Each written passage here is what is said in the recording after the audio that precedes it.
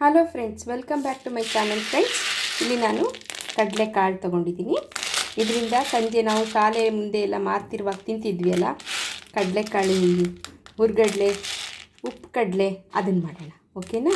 ಈ ಥರ ಗಟ್ಟಿ ಕಡಲೆಕಾಳನ್ನ ತೊಗೊಂಡು ಫ್ರೆಂಡ್ಸ್, ಕಡಲೆನ ಚೆನ್ನಾಗಿ ಆರಿಸ್ಕೊಂಡು ತೊಗೊಂಡು ಅದಕ್ಕೆ ಸ್ವಲ್ಪ ಅರಿಶಿನ, ಒಂದು ಅರ್ಧ ಸ್ಪೂನ್ಗಿಂತ ಕಡಿಮೆ ಅರಿಶಿನ, ಸ್ವಲ್ಪ ರುಚಿಗೆ ಎಷ್ಟು ಬೇಕೋ ಅಷ್ಟು ಉಪ್ಪನ್ನ ಸೇರಿಸ್ಕೊಂಡು ಒಂದು 2 ಸ್ಪೂನಷ್ಟು ನೀರು ಹಾಕ್ಕೊಳ್ಳೋಣ. ಒಂದು 2 ಸ್ಪೂನಷ್ಟು ನೀರು ಹಾಕ್ಕೊಂಡು ಆ ಕಡಲೆಯಲ್ಲಿ ಬೇಡದೇ ಇರೋದೆಲ್ಲ ತೆಗೆದು ಈ ಚೆನ್ನಾಗಿ ಮಿಕ್ಸ್ ಮಾಡಿ ಅದಕ್ಕೆ ಸೇರಿಸೋಣ. ಫ್ರೆಂಡ್ಸ್, ಈಗ ಈ ಕಡಲೆಗೆ ಇಲ್ಲಿ ಉಪ್ಪು ಅರಿಶಿನ ಮಾಡ್ಕೊಂಡಿದ್ವಲ್ಲ, ಸುಮ್ಮನೆ ಇದನ್ನು ಇದ್ರ ಮೇಲೆ ಹಾಕೋಣ. ಉಪ್ಪಿದ್ರೆ ನಮಗೆ ಚೆನ್ನಾಗಿರುತ್ತಲ್ವ ತಿನ್ನಲಿಕ್ಕೆ. ಇದನ್ನೆಲ್ಲ ಇದೇನು ಹಸಿ ಆಗಬೇಕು ಅಂತಿಲ್ಲ, ಸ್ವಲ್ಪನೇ ಮಿಕ್ಸ್ ಮಾಡ್ಕೊಳ್ಳಿ.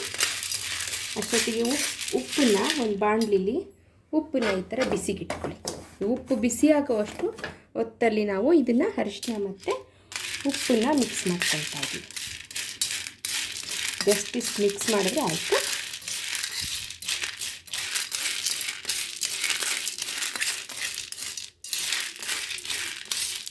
ಈಗ ಇದರಲ್ಲಿ ಉರಿಲಿಕ್ಕೆ ಸಾಕಾಗುತ್ತೆ. ಈ ಥರ ಉಪ್ಪು ಮೇಲ್ಗಡೆ ಎಲ್ಲ ಇದು ಹಾಕಿರ್ತೀವಲ್ಲ, ಇದು ಕಡಲೆನ ಹಾಕ್ಕೊಳ್ಳೋಣ.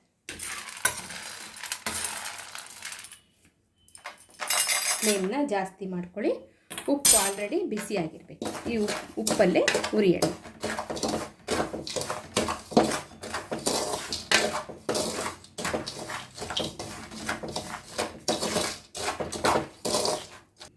ಫ್ರೆಂಡ್ಸ್, ಇವು ಒಂದೊಂದೇ ಪಟ ಪಟ ಅಂತ ಪಾಪ್ಕಾರ್ನ್ ಥರ ಉರಿಯೋಕ್ಕೆ ಶುರುವಾಗಿದ್ದಾವೆ ನೋಡಿ. ಈ ಥರನೇ ಹಾಕ್ತಾರೆ. ಒಂದು ಸ್ವಲ್ಪ ಮೀಡಿಯಮ್ ಫ್ಲೇಮ್ ಇಟ್ಕೊಳ್ಳಿ ಫ್ರೆಂಡ್ಸ್.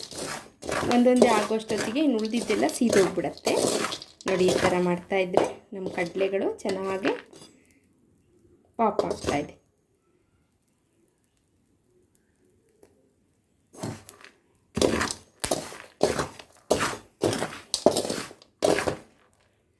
ನೋಡಿ, ಈ ಥರನೇ ಮೀಡಿಯಮ್ ಫ್ಲೇಮಿಗೆ ಮಾಡಿಕೊಂಡ್ರೆ ಮನೆಯಲ್ಲೇ ನಾವು ಸಖತ್ತಾಗಿರೋ ಹುರ್ಗಡ್ಲೆನ ಮಾಡ್ಕೋಬೋದು.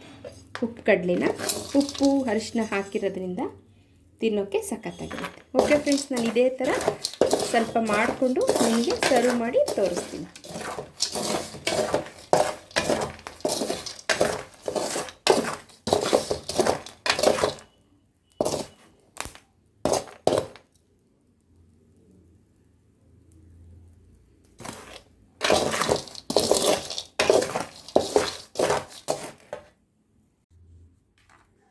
ಫ್ರೆಂಡ್ಸ್, ನೋಡಿದ್ರಲ್ಲ, ಉಪ್ಪು ಕಡಲೆ ಈ ಥರನೇ ಹಾಕ್ತೇವೆ. ಮನೇಲಿ ಕಡಲೆ ಇಲ್ಲ ಅಂದರೂ ಈ ಥರ ಹುರಿದ್ರೆ, ಜಸ್ಟ್ ಆ ಥರ ಉಪ್ಪಲ್ಲಿ ಹುರಿದ್ರೆ ಸಾಕು.